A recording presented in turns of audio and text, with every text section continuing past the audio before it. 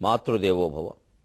అమ్మా నిన్మది నమ్మియుంటిని ఇటనన్నాశీస్సులన్ బ్రోవుమా, సమ్మానమ్ములో సభ్య వేదికలు ఈ సాహిత్యముల్ నీదయల్ సుమ్మా, కమ్మని బల్కు చల్లదనమున్ శుద్ధాంతరంగమ్ముతో నిమ్మా, తల్లిని మించు దైవమది ఏది లేదు నిక్కమ్ముగా, తల్లిని మించు దైవమది ఏదీ లేదు నిక్కమ్ముగా.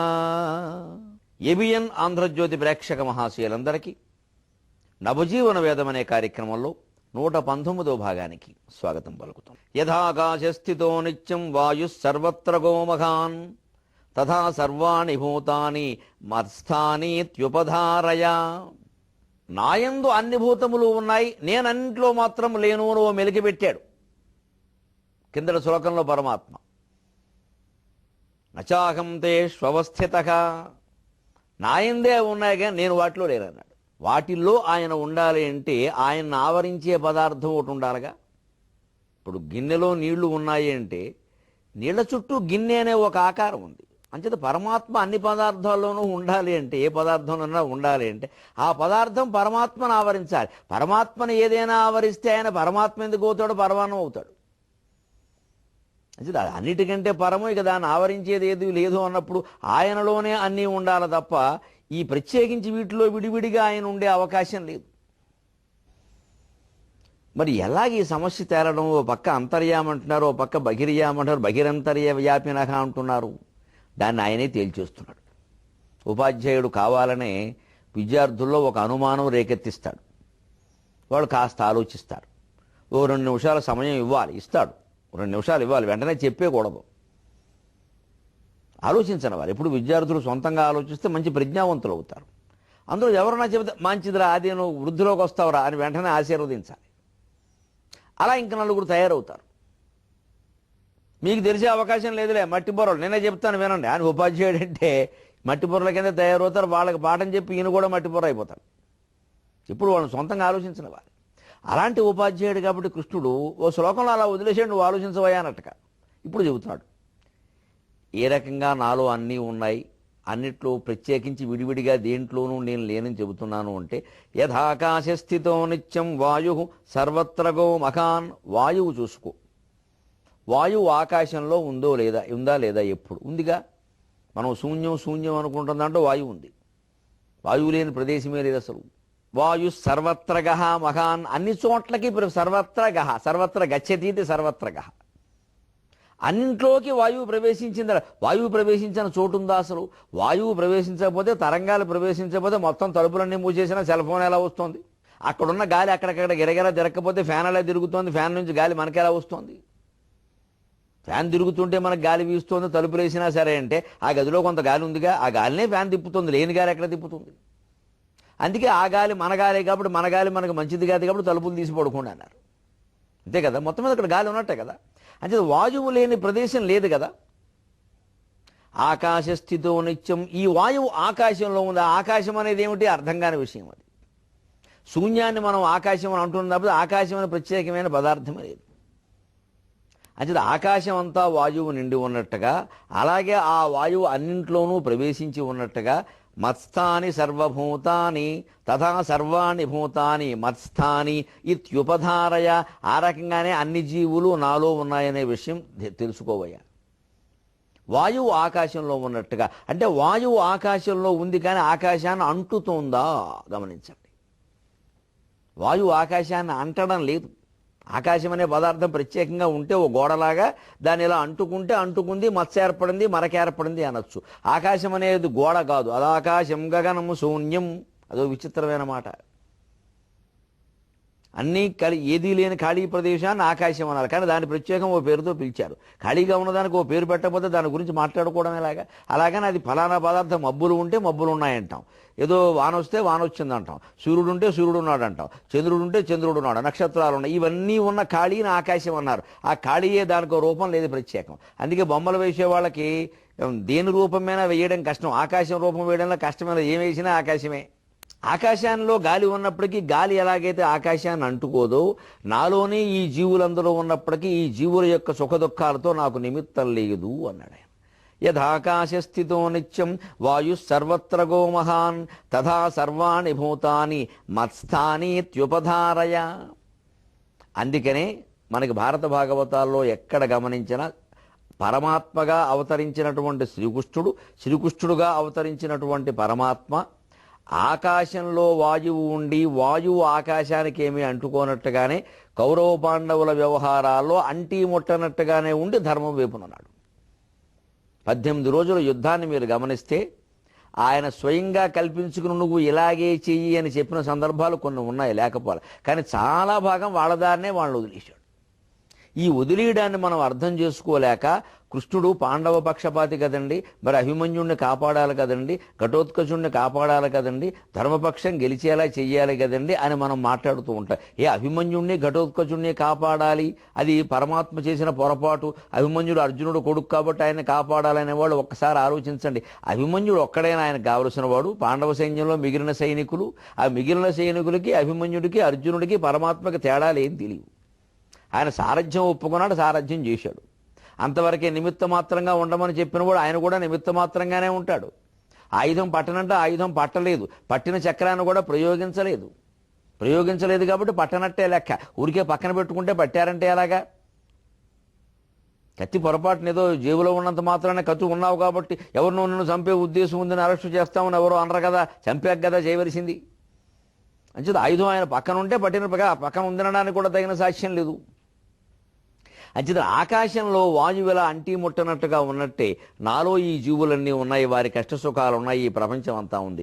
ఇంకొక ఉదాహరణ ద్వారా దీనికి స్పష్టం కావాలంటే సూర్యుడు ప్రకాశిస్తున్నాడు. ఆయన ప్రకాశిస్తూ ఉండగా మనుషులందరూ రకరకాల పనులు చేస్తున్నారు. మంచి పనులు చేసేవాడు ఉన్నారు, చెడ్డ పనులు చేసేవాడు ఉన్నారు, రహస్యాలు చేసేవారు ఉన్నారు, బహిరంగంగా చేసేవారు ఉన్నారు. ఈ పనులు వేటితోనైనా సూర్యుడికి సంబంధం ఉందా? లేదు. కానీ సూర్యుడు ఉండడం వల్ల ఇవన్నీ జరుగుతున్నాయి. తెల్లారక చేద్దాం, తెల్లారక చూద్దాం అంటే సూర్యుడు రావడంతో సంబంధం ఉందా? లేదా? ఉంది. కానీ సూర్యుడు కారణం కాదు. అలాగని పూర్తిగా కారణం కాదు అందామా అంటే సూర్యుడు ఉండడం వల్ల ఇవి జరుగుతున్నాయి. స్పీకర్ గారి సన్నిధిలోనే శాసనసభ సమావేశాలు నడుస్తాయి. కానీ ఈ వ్యవహారాలకేవి ఆయన బాధ్యుడు కాదు. రికార్డుల్లో ఏది ఎక్కాలో ఎక్కకూడదో ఆయన చెప్పేస్తాడు. కానీ వీళ్ళు కొట్టుకున్నా తిట్టుకున్నా ఆయన ఉండగానే చేశారు ఆ పని. ఆయన సాక్ష్యమే. కానీ ఆయనకి సంబంధం లేదు వీటితోటి. ఆ మాత్రం చిన్న ఉదాహరణ అర్థమైతే యథాకాశస్థితో నిత్యం వాయు సర్వత్ర గో మహాన్ తథా సర్వాణి భూతాని మత్స్థానీత్యుపధారయ అనేది ఏమిటో అర్థమవుతుంది. అలాగ మనం కూడా జీవితాల్లో తామరాకు మీద నీటి బొట్టులాగా అంటీ ముట్టనట్టుగా ఉండాలి. ఎందుకంటే ఈ సృష్టి నడిచే విధానం అంతా పంచీకరణం అనే మాట తెలిస్తే తెలుస్తుంది. పంచీకరణం అంటారు. భూమి, నీరు, గాలి, అగ్ని, ఆకాశం, ఇవి 5 ఉన్నాయి కదా. పృథివీ, తేజో, వాయురు, ఆకాశం.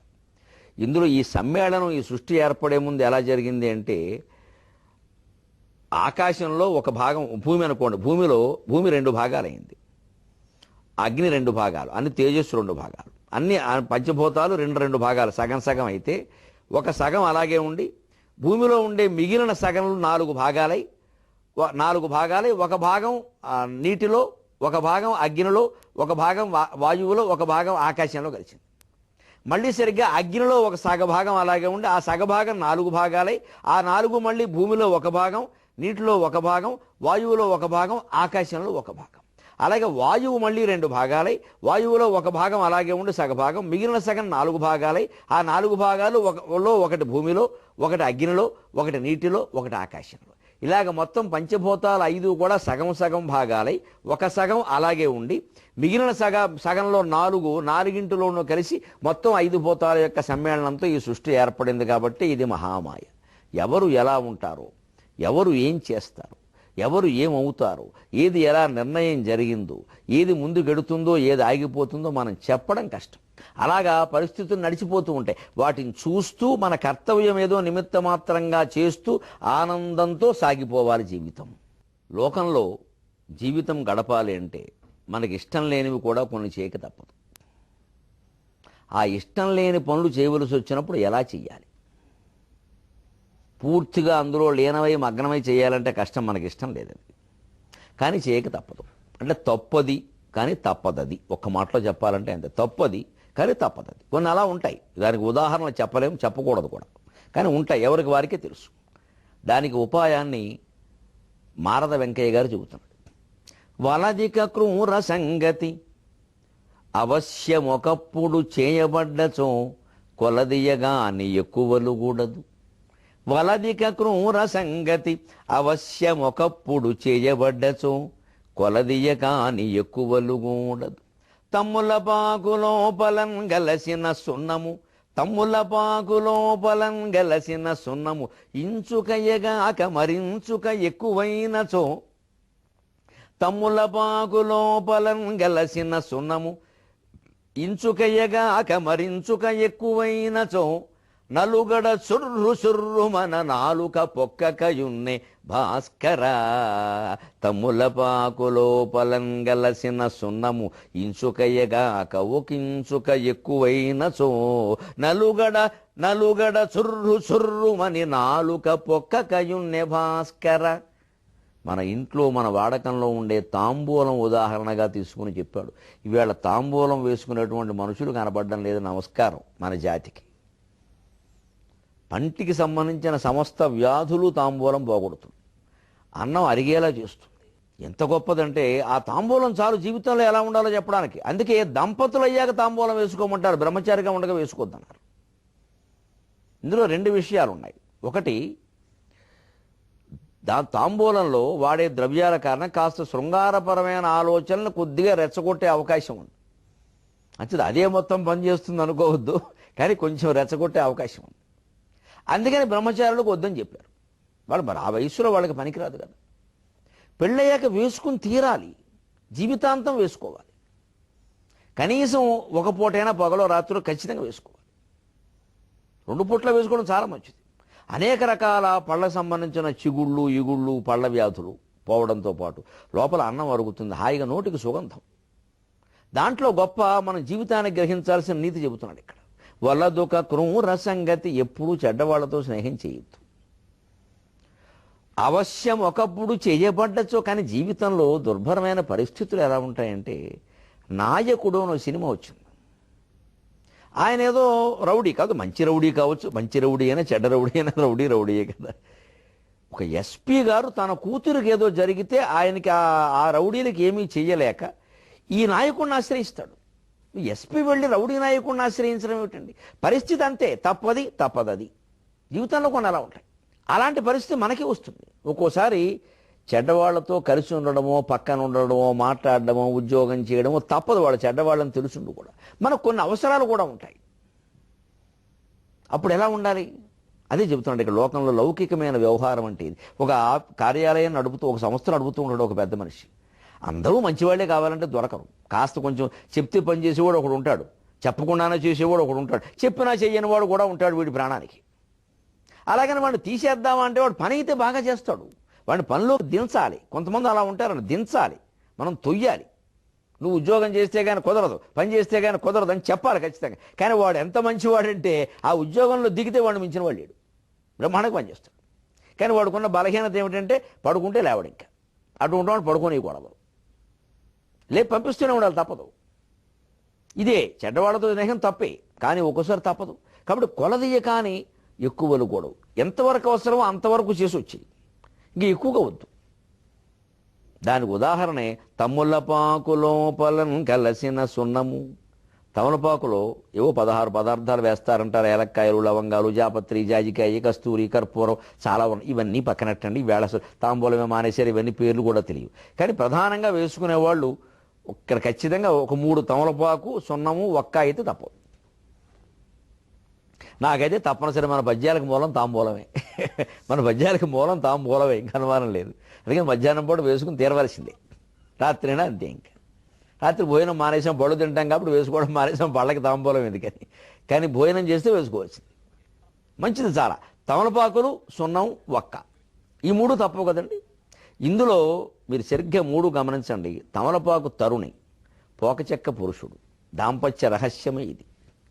బోళ్ళు కావ్యాల్లో తమలపాకు తీగని స్త్రీతోనూ, పోక చెట్టును పురుషుడితోనూ వర్ణించారు, ముఖ్యంగా ఆముక్త మాల్యద కావ్యం.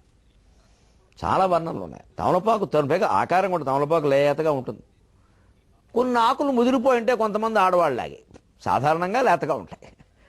పోక చెక్క కొంచెం గట్టిగా ఆ రంగు అదంతా పురుషుల్లో గట్టితనం, పురుషుల్లో గట్టితనం ఉండాలి. పురుషుడు అలా ఊరికి వంగిపోయి లొంగిపోకూడదు, గంభీరంగా ఉండాలి. అంటే పురుషుడు పోక చెక్క, తమలపాకు తరుణి. ఆ ఈ మన మధ్యలో సున్నం ఏమిటండి? ఈ సంసారంలో వచ్చే ఘాటు సన్నివేశాలు. సున్నం ఘాటుగానే ఉంటుంది. మరి ఒక్క సున్నం ఇలా పొరపాటు నాలుగు పొక్కిపోతుంది. కానీ ఇది తమలపాకులో వెయ్యక తప్పదు, వేస్తే గాని పండదు. కొంచెం ఎక్కువ వేసామంటే నోరు పొక్కిపోతుంది. అదే చెబుతున్నాడు ఇక్కడ. తమ్ములపాకు లోపలం గలిసిన సున్నము ఇంచుకయ్యగాక ఒకించుక ఎక్కువైనచో. అది కొంచెమే ఉండాలి తప్ప జాగ్రత్తగా ఇదిగో ఈ ఉంగరం వేలుతో ఇలా తీసి ఇలా ఏదో రాస్తారు, ఏదో మధ్య వేలు. అంతకుమించి ఇంకా ఉరికి దోషుడితో తీసేసి పామేయకూడదు. అక్కడ బొబ్బట్ట మీద నెయ్యి ఏమిటి, అది మునగాయలు లేదా మన్నె ముంచుతుంది అనడానికి. అది పామేయకూడదు. కొద్దిగా, అది కూడా లేడీస్ ఫింగర్ అంటారు, వాళ్ళు సున్నితంగా రాయాలి. మొగాడు ఇలా రాసేయకూడదు. అంతే ఉండాలి. అది సరిగ్గా ఎంత రాయాలో తెలియకపోతే పొక్కిపోతుంది నాలుక. అలాగని అసలు రాయడం మానేద్దామా, పొక్కుతుందేమో, ఎందుకు వెళ్ళండి మరి పండాలిగా. అంటే దాంపత్యంలో ఘాటు సన్నివేశాలు, కొన్ని దెబ్బలాటలు లాంటివి, అభిప్రాయ భేదాలు లాంటివి, పిల్లలు దెబ్బతిండం లాంటివి, రకరకాల గొడవలు వస్తాయని తప్పదండి. ఆ వచ్చినప్పుడే ఈ దంపతుల బంధం పండిందా పొక్కిందా అది అర్థమవుతుంది. కష్టం వచ్చినప్పుడే భార్యకి భర్త పట్ల నిజమైన ప్రేమ ఉందా లేదా, భర్తకి భార్య పట్ల నిజమైన ప్రేమ ఉందా లేదా, అది కష్టం వచ్చినప్పుడు తెలుస్తుంది. సుఖం వచ్చినప్పుడు అంతా బాగానే ఉంటారు.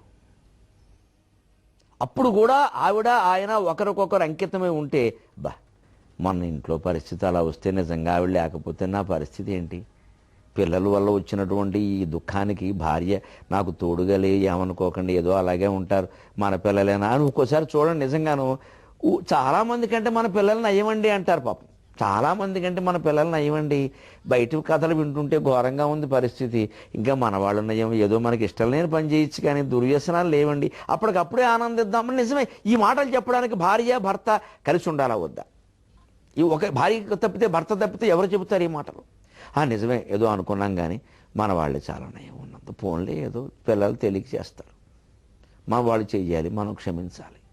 ఈ మాటలు అనుకుందుకు తెల్లారకట్టో అర్ధరాత్రో అపరాత్రో భార్యాభర్త ఓ చోట కూర్చోకపోతే, ఈ ఘాటు సన్నివేశాలు లేకపోతే తమలపాకు పండినట్టుగా జీవితం ఎలా పండుతుందండి? అందుకని ఖచ్చితంగా శోభనం నాడు తమలపాకులు ఒక్కరు అక్కడ పెడతారు. ఇది మీరు అలవాటు చేసుకోండి.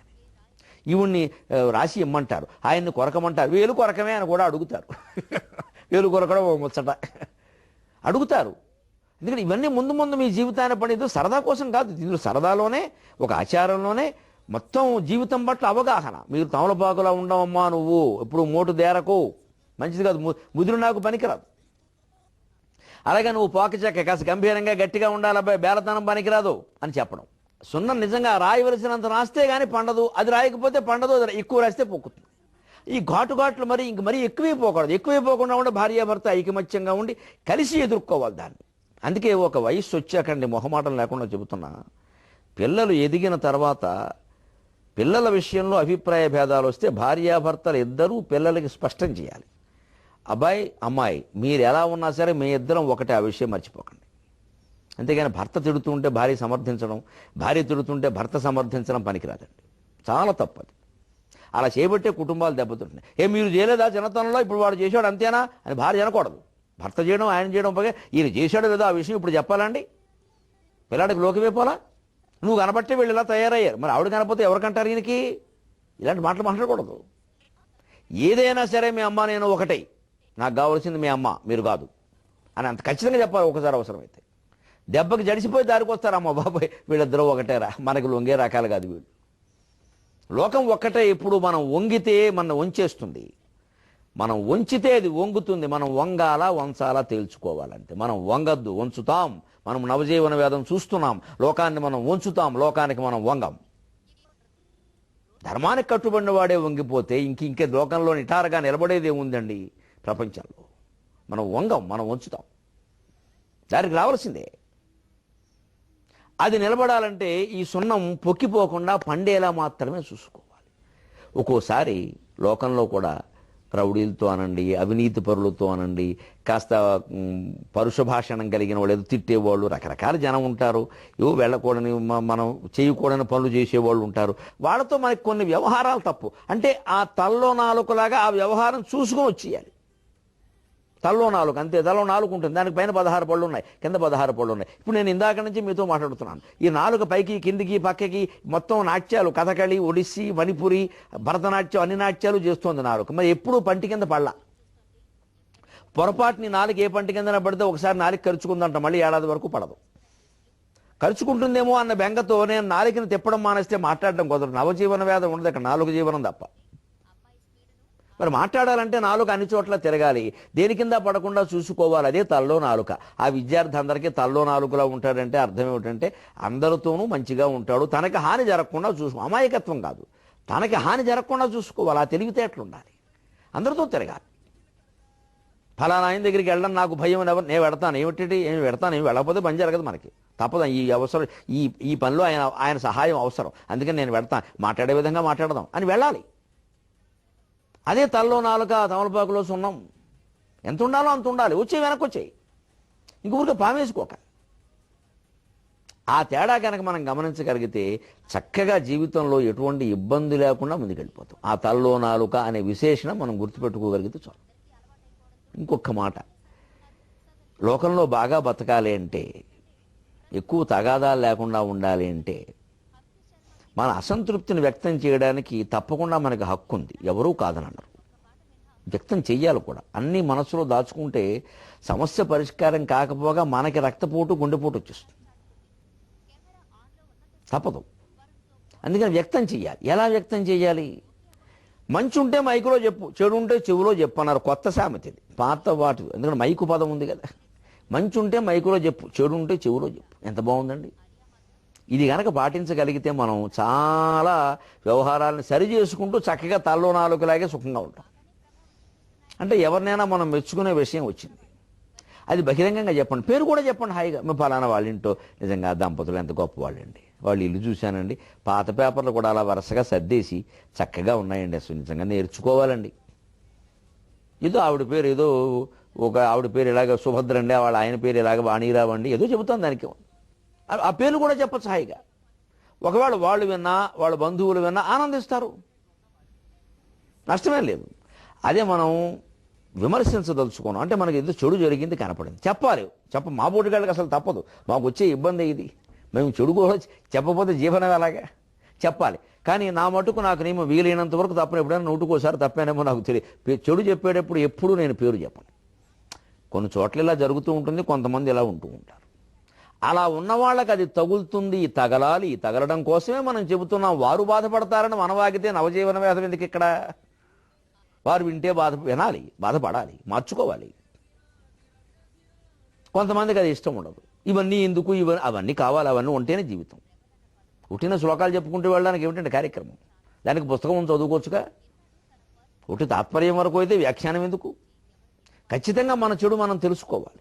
అందులో మా బోటుగాడికి లోకంలో కనిపించే మంచి చెడ్డ రెండు వ్యాఖ్యానం చేయక తప్పదు. అందులో నాది సామాజిక వ్యాఖ్య, నా జీవితమే అది, నా పద్ధతే అది. అందుకని దాన్ని చూసేటప్పుడు మనం మంచి ఉంటే మైకులో చెప్పు, మా గురువు గారు ఒక ఆయన చెప్పారు, నాకు ఇదే ఆదర్శం. మంచిది, మంచి విషయాలు ఉంటే శుభ్రంగా వాళ్ళ ఇల్లు, వాళ్ళ ఊరు, వాళ్ళ పేరు, వీరైతే వాళ్ళ కులం కూడా చెబుదాం. ఆ కులం వాళ్ళందరూ ఆనందిస్తారు, నష్టమే ఉందండి. అదే చెడు ఉందనుకోండి, కులం పేరు పెట్టకుండా ఏదో అన్యాపదేశంగా కొన్ని కులాల్లో ఇలా జరుగుతూ ఉంటుంది. అన్ని కులాల్లో మంచివాళ్ళు ఉన్నారు, అన్ని కులాల్లో చెడ్డవాళ్ళు ఉన్నారు అని. మంచి ఉంటే మైకులో చెప్పు, చెడు ఉంటే చెవులో చెప్పు. ఏదైనా సభలో ఉంటే మనకు వెళ్ళాం, అక్కడ ఏదో అసంతృప్తి అనిపించింది, మైకులో చెప్పకూడదు. అక్కడేదో ఆ కార్యక్రమం కానిచ్చేసి అవగొట్టేసి అక్కడ కూడా ఏదైనా చెప్పాల్సి వస్తే చమత్కారంగా ఓ మాట అనేసి బయటకు వచ్చేసి. ఒకసారి మాకు పెద్ద సమస్య ఏమిటంటే సభలన్నీ ఆలస్యంగా మొదలవుతాయి. అందులో సాహిత్య సభలు, ఆధ్యాత్మిక సభలు చెప్పేది ఉంది. వారు రావాలంటారు, వీరు రావాలంటారు, ఎవరినో పిలుస్తారు. అసలు వాళ్ళ మనం వచ్చి కూర్చున్నాం అక్కడ, ఏం అనడానికి లేదు, ఇంకా జనం లేరండి అంటాడు, ఏవో చెబుతారు. వాళ్ళ ఇబ్బందులు వాళ్ళవి. నేను ఒక 10 నిమిషాలు, పావు గంట, అరగంట అయినా పర్వాలా భరిస్తా. గంట దాటిందనుకోండి చమత్కారంగా ఓ మాట చెబుతా, మూసెడి వేళ కానీ ఇది మూతలు తీసెడి వేళ కాదు, ఆ దోసమున అది కాదు అని చెప్పేస్తాను శుభ్రంగా. ఎందుకంటే 6:30కి మొదలవ్వాల్సిన సభ 8ంటికి మొదలైతే 8ంటికి మూసేయాలి. పైగా ఆధ్యాత్మిక ఉపన్యాసం ఎప్పుడు పూర్తవ్వాలి. ఇంకా 8ంటికి మొదలైతే 10 అవుతుంది. అవి అవడం ఎలాగా, నేను ఇంటికి వెళ్ళడం ఎలాగా, వారింటికి వెళ్ళడం ఎలాగా. అందుకని మరి ఓ చురక వెయ్యాలి, అలాగని పేరు చెప్పకూడదు. అంటే మూసెడి వేళ కాని ఇది మూతలు దీసెడి వేళ కాదు, ఆ దోషము నాది కాదు, అయిన దుందుడుకున్బడబోవను ఎట్టి సంత్రాసము లేక పద్యముల ప్రాణము పెట్టి వచించువాడ, మీకోసము వచ్చి తిన్ కవిత కోసము వచ్చి వేచి చూడుడి అని ఓ పద్యం చెప్పేస్తాను సరదాగా. కార్యకర్తలు కూడా మనకు బాగా చురకేసారా అనుకుంటారు వాళ్ళు. బాబు ఇది మూసే వేళ, మూతలు తీసే వేళ కాదు. మూతలు తీయడం అంటే టిఫిన్ మొదలు పెట్టడం, మూసేయడం అంటే రాత్రి 10 అయిపోయింది. కొన్ని హోటల్స్లో కూడా రాత్రి 10 అయితే టిఫిన్ ఉండదు, పొద్దున్న 10:30 దాటాకి టిఫిన్ ఉండదు, మరి రకరకాలు ఉంటుంది. మరి అది ఇది మూసే సమయంగానే మూతలు తీసే వేళ కాదు. పైగా చెప్పకపోతే ఇబ్బంది, ఎందుకు చెప్పాలి అంటే ఈయన ఆలస్యంగా వచ్చి ఉంటారు, అందుకే ఇలా జరిగిందని అనుకుంటారు. ఎందుకంటే కార్యకర్తలు కొంతమంది అలా చెప్పేసేవాళ్ళు ఉంటారు. ఎందుకంటే మనకు ఎక్కడో హోటల్లో రూమ్ ఇస్తారు, అక్కడ ఉంటాం మనం. ఇంకా రాలేదంటే మేము తీసుకెడతాం కదా అంట, వాళ్ళే వచ్చి ఆలస్యంగా తీసుకెడతారు, ఆలస్యం అవుతుంది. అక్కడ మన నింద మన మీదకి వస్తుంది. మనం పొద్దున్నే వచ్చి కూర్చున్నాం అక్కడ బండి దిగి. మరి ఆ విషయం జనానికి తెలియాలి, మన దోషం లేదు. అయితే ఇలా 4 సభలు జరిగితే ఈయనకి ఆలస్యంగా రావడం అలవాటు అంటారు, అలా లేదు మనకది. ఆ విషయం చెప్పాలి, వాడిని బాధపడ్డద్దు, కాస్త చురుకు వ్యంగ్యంగా ఉండాలి. అంటే మూసేడి వేళ కాని ఇది మూతలు తీసేడి వేళ కాదు, ఆ దోషము నాది కాదు. నేను పొద్దున్న వచ్చా ఒకసారి నవ్వుకుని మన వాళ్ళే చేశారన్నమాట అని అర్థమైపోయి ఎవరి పేరు చెప్పలేదు. మనం మైకులోనే చెప్పాం, కానీ ఎవరి పేరు చెప్పాలి. చమత్కారంగా పద్యంలో చెప్పాం, కార్యకర్తలు కూడా ఆనందిస్తారు. ఇలాగ జీవితంలో ఏదైనా సమస్య పరిష్కారం కావాలి అంటే ఆ వ్యక్తిని పక్కకి పిలిచి చెప్పాలి. అదే మెచ్చుకోవాలంటే ఆ వ్యక్తి 10 మందిలో ఉండగా చెప్పాలి. ఈ నియమాన్ని గనక పాటిస్తే అందరం మంచి సమాజాన్ని మనం రూపొందించుకోగలుగుతాం. సెలవు.